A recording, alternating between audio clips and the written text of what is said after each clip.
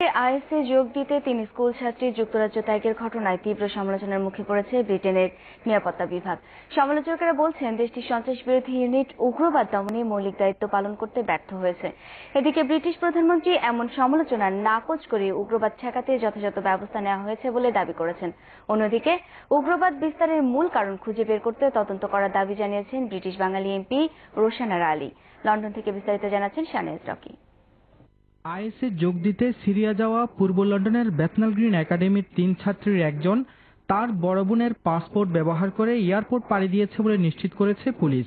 এমন ঘটনায় নিরাপত্তা সংস্থার ভূমিকা নিয়ে প্রশ্ন তুলেছেন স্থানীয়রা। মেয়েরা গার্ডিয়ানের অনুমতি ছাড়া কিভাবে বেরিয়ে যায় এবং সিকিউরিটি পাস করে সিরিয়ার উদ্দেশ্যে চলে গেল, এই বিষয়টি তদন্ত করা উচিত। এদিকে টুইটারে নিখোঁজ ছাত্রী শামীমা বেগমের সন্দেহজনক কার্যক্রম প্রত্যক্ষ করেছে গোয়েন্দারা।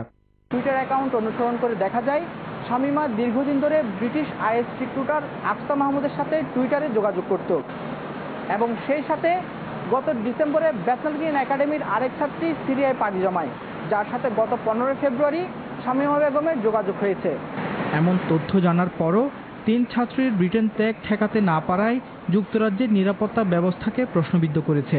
I think the girls were following certain accounts that were known to be used by very influential people in the Syrian conflict, and perhaps more could have been done to track those influential people online in order to further identify who else may travel. তবে প্রধানমন্ত্রী নিরাপত্তা ব্যবস্থা নিয়ে পার্লামেন্টে তার আত্মপক্ষ সমর্থন করেন।